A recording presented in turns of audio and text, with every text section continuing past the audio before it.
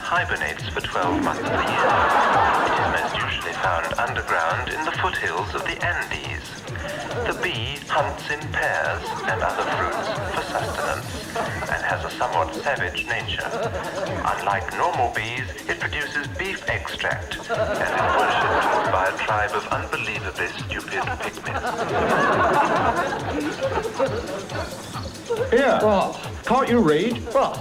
Do not feed. You're not allowed to eat within the precincts of the zoo, Dad. What I do with my biscuits, Pete? Chuck them away. Give them to the animals. Sorry, Pete, I didn't know, Pete. Sorry about that.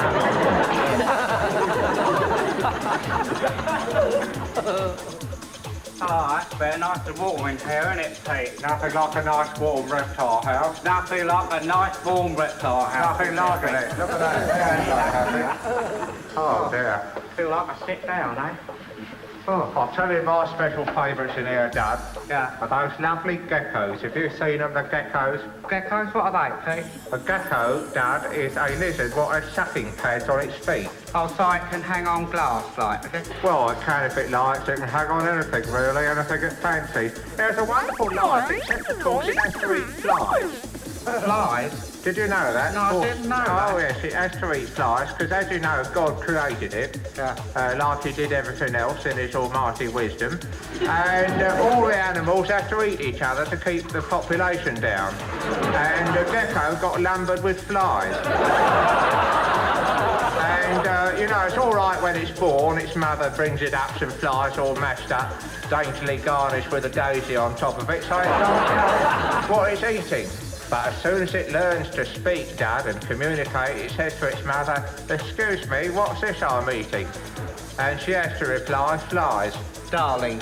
Well, she sugars the pill a bit by saying, "Flies, darling, they're very good for you." Yeah. But that's why the gecko doesn't live very long. It can't bear eating the stuff. Yeah. I don't blame it, really, with a diet of flies. I couldn't bear that, eating flies. I wouldn't like to be a gecko. I'd like to be a poisonous snake, actually, Pete. Well, you've got, you know, fangs and that. Fangs. You've got prominent teeth, haven't you, already? You do well. I'd follow them out, put a bit of cyanide in them and go round and, you know, put my teeth into people's arms and kill them. What sort of a poisonous snake would you be? Would you be an asp? No, that'd be a viper. Well, that's the same thing as an asp. An asp is a viper, Dad. Is it? Asp was a word invented by Shakespeare during the 13th century to denote a viper. Because as you know, Shakespeare, what a wonderful writer. What a wonderful writer. He was doing this wonderful verse play about Cleopatra, how she got wrapped up in the carpet. Oh, that's right. She was on the needle in the carpet. That's right. And, Shakespeare had been writing this wonderful verse couplet to describe the scene when a snake comes rustling up her undies and begins to start biting into her busty substances. And he'd written this wonderful verse couplet, you see, but the only thing is he only had one syllable to describe the snake. Oh. So viper was too long for the scansion, so he invented the word asp, and a very good word. Wonderful. I suppose it's a sort of Shakespearean abbreviation for a stinging personality. Well, ASP, yes, I suppose that's the reason. Yeah. Now, I don't reckon it was an asp what stung Cleopatra in the chest. I bet it was a bra constrictor. What do you mean? It was an asp? A bra constrictor, Pete.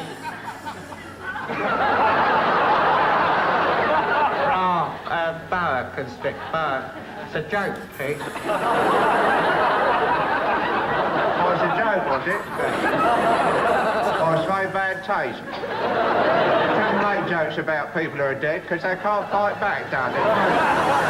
Sorry, Pete. I wouldn't be a reptile at all if I had the choice, you know. If I had the choice, I'd be something lovely and cuddly and lovable.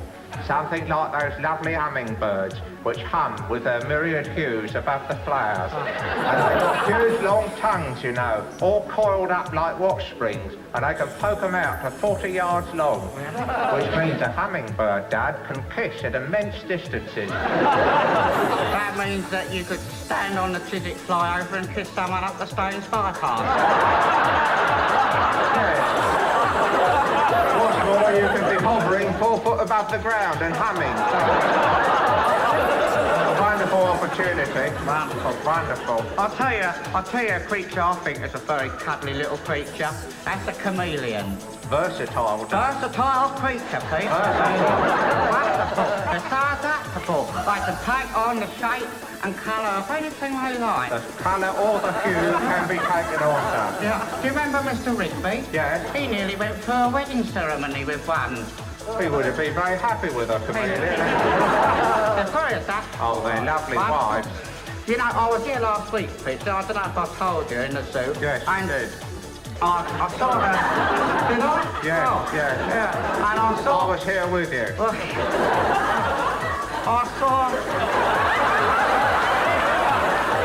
I saw this sign saying topical fish this way. I thought, great, you know, see a few topical fish, get a few up-to-the-minute comments on current affairs, you know. You thought you'd see some, you know, topical barbs about the situation in the world today. That's right, yeah. What do you see? What did I see? I go in there, there's just a lot of fish floating about. Like, more timeless than topical. Nothing topical there. Now, I'll tell you what you've done. What you've done, you've got into the tropical fish department. Oh, I see. That's tropical rather than topical, you see. And what has happened is, during the winter months, during the gales and the blustery weathers, sometimes some of the letters become dislodged, you see, because of the gales. And obviously the letter R has become dislodged in this case. I was talking to the keeper about it, actually, and he said that very often, during the winter months, his R's blew off. He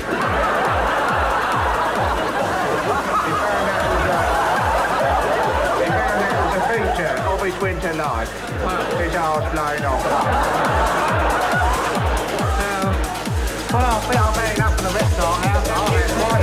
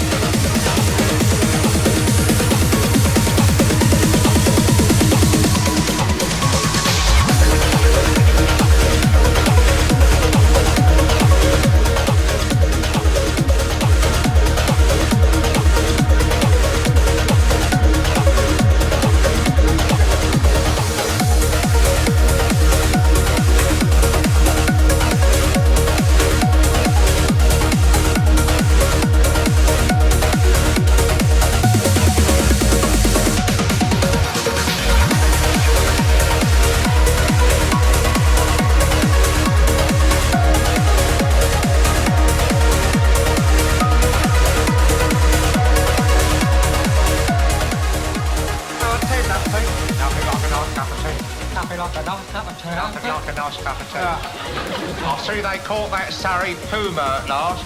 Really? Surrey puma captured, it says here. That ferocious mammal that has been terrorising the Surrey commuters with its unpredictable sallies. Precisely. The third beast what has been terrorising that lovely part of the Surrey wolds. You know what it turned out to be? What? Sheep. Sheep? It was a sheep. Really? A sheep what got hold of some drugs, become crazed, gone berserk and gone round biting people. It just shows you how incredibly gullible and naive people can be. They see something flitting through the laurels, they immediately assume it's a puma. Whereas in fact there's a perfectly rational, logical explanation, namely that a sheep was broken into a chemist, got hold of some benzodiazepine, and is rushing round the countryside in a state of excitement.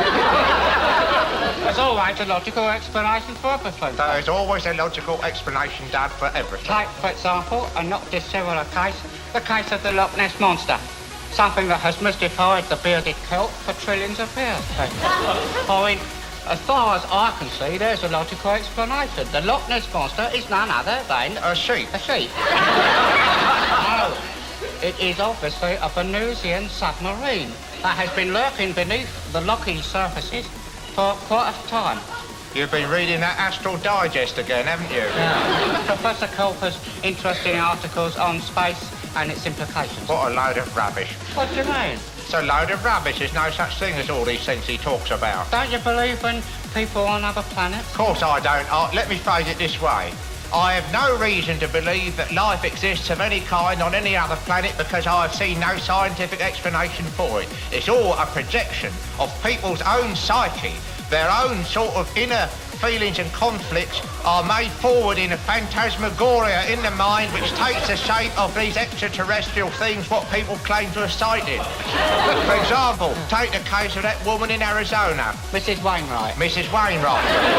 She was in Arizona one day, in the kitchen, she heard a tapping at the door. She goes out to see what it is, opened the door, and there it is, a horrible green, long creature, covered in green scales from head to foot, with long green fingernails and bulging eyes. A Venusian. Far from it. Nothing more or less than the Arizonan frozen pea person. He is a gentleman who travels around Arizona knocking on doors, and as a housewife happened to have a couple of frozen peas in the house, he gives her a free packet and a night out with Dermot Scrigger. Well, that is as may be, Pete. But, I mean, as far as I'm concerned, that was a Venusian who come tapping at Mrs. Wainwright's door that Sunday afternoon. I mean, you've always been a sceptic, Pete. I mean, I had an experience last Tuesday. You didn't tell me you'd had an experience. No, well, I've been bottling it up. That's the worst thing you can do with an experience is bottle it up. You bottle it up at your own peril. Well, I do might tell you in case you last me to talk.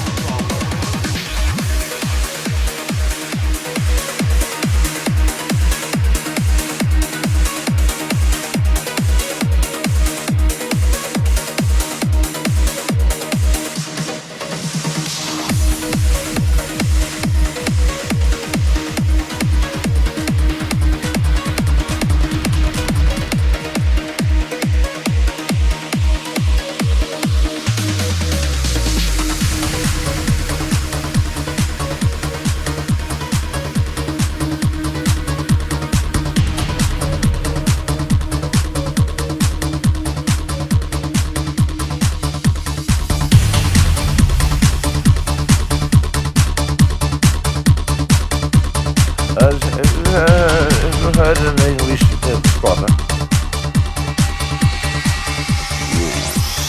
No, I wouldn't think you would have heard anything of the squatter. What's he up to at the moment? Squatter Madras? We tend to lie a bit low, you know. Really? What's that? Well, he that's the way he lies. A bit low, which is the best way to lie, I think, in my view.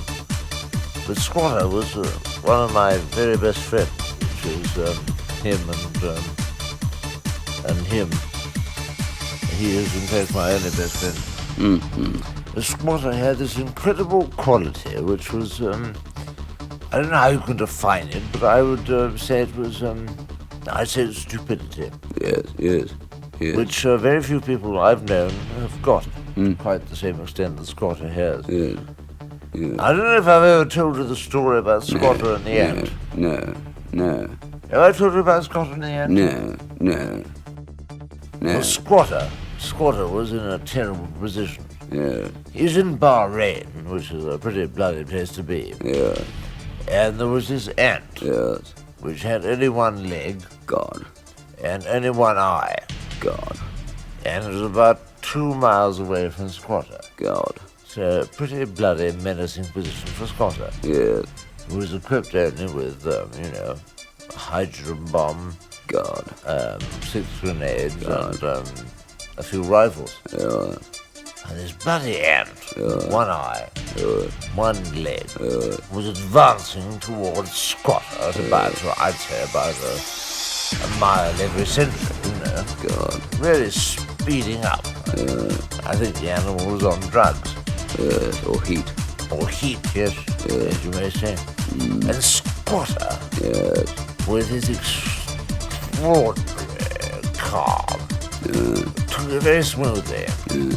And you know what he did? No. Nothing. Good God. He immediately did nothing.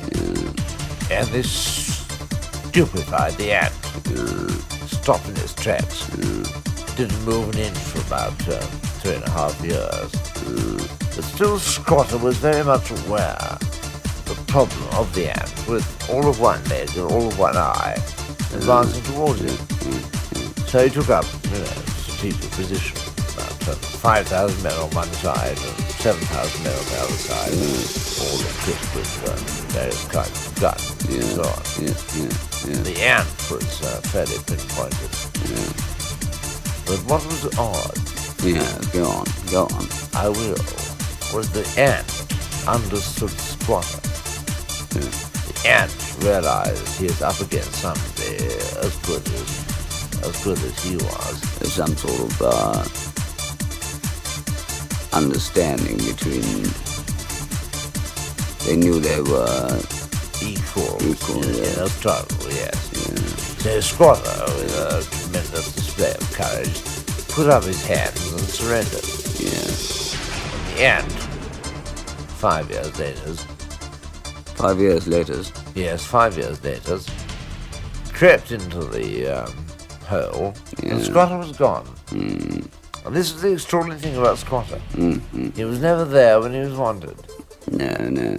And Squatter told me later that he had gone because he'd had to go. I think That sums up Squatter for me. yes, it's a sort of a very simple approach to life.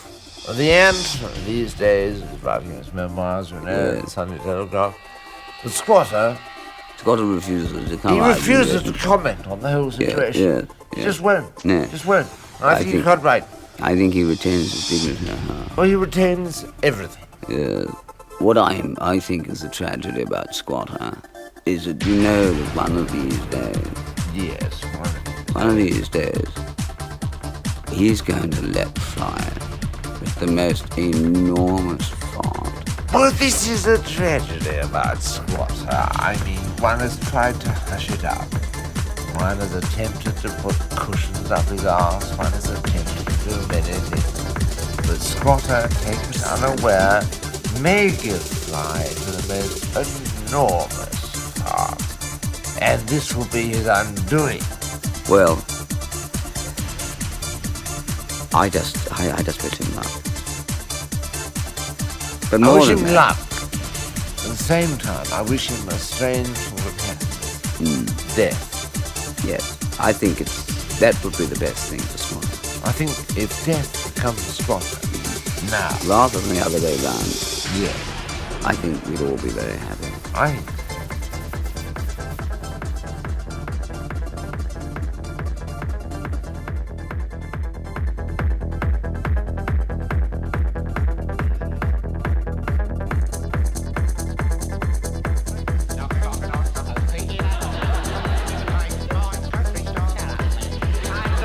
And I started to pick my way across the spongy surface of the Wilson Bog. And as I was going towards the source, I continued. Sorry, I was having one of my goes, Pete. As I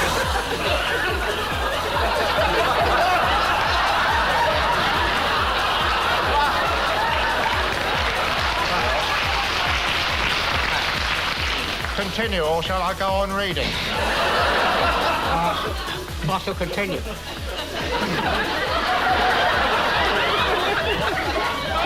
As I was approaching this light, I heard a strange woo. That was the air coming out of your tyre, wasn't it? Would that it had have been, Pete, but no. I approached the light and I parted the fronds, and horror of horrors, Oh, Dolly. I saw this saucer-like object, and I heard this strange hypnotic voice coming from within. Dad, climb upon this saucer and fly away with me. Oh, please come on to Venus and have a cup of tea. A Wordsworthian outburst. A Shakespearean strain, Pete. So, I delved my way into the aluminum Venusian depths of the saucer, and suddenly I blacked out, just like that. And then the next thing I knew, I was waking up, and I could hear the sound of rockets, and I was descending onto this strange, illuminated surface, a planet I'd never seen before in my life, Pete. And people, and I was descending onto this strange, illuminated surface, a planet I'd never seen before in my life, Pete. And people, and I was descending onto this strange, illuminated surface, a planet I'd never seen before in my life, Pete. And people, and I was descending onto this strange, illuminated surface, a planet I'd never seen before in my life, Pete. And people I'd never seen before.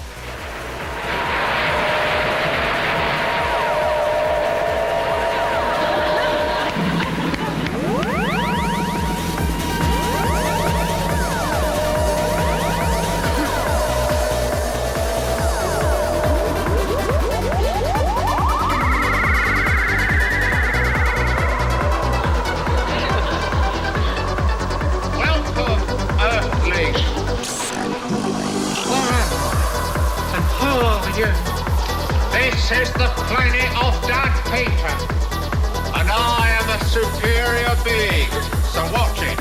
For what scientific purpose am I here? We brought you here for one reason. Superior beings though we be, we are a dying race. We are becoming extinct. Because you see, the larger our brains have got, so have our other powers diminished. But this is why we've brought you up here, for reproductive purposes. You are to be a stag, Dad. My talents are at your disposal. Convey me almost immediately to those fabulous females who lie trembling from our terrestrial tap. Allow me to tamper tenderly with their outer spaces. You're out of luck, mate, completely. We only have two forms of life up here. There are dads and there are Petes. Lo, the survivors of our race.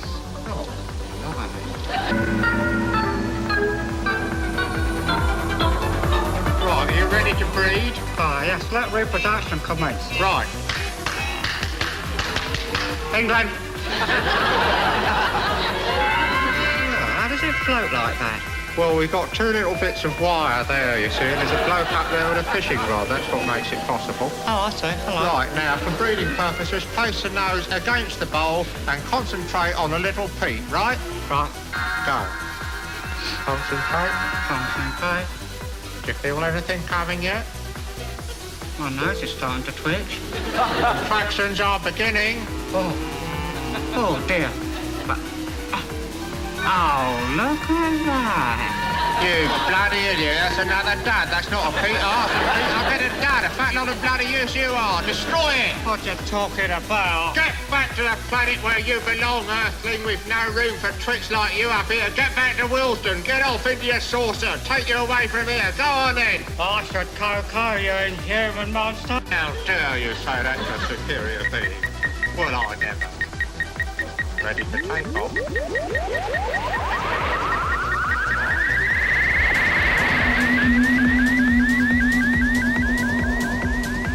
What a load of unmitigated codsuckers.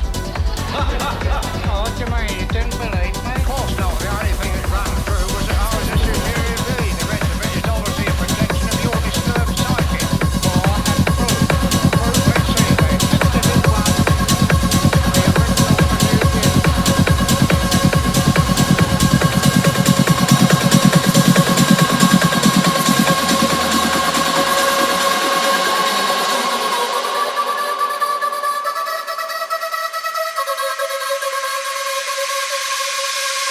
breeding bowl. That's a goldfish bowl you bought last Tuesday. Still got the 1 and 6 on it. You got it down the market. I didn't. Where's the dad then? Show me the dad. Right, here. The dad had to go invisible, otherwise he would have perished with the noxious gases on the Earth's atmosphere. What a ludicrous explanation.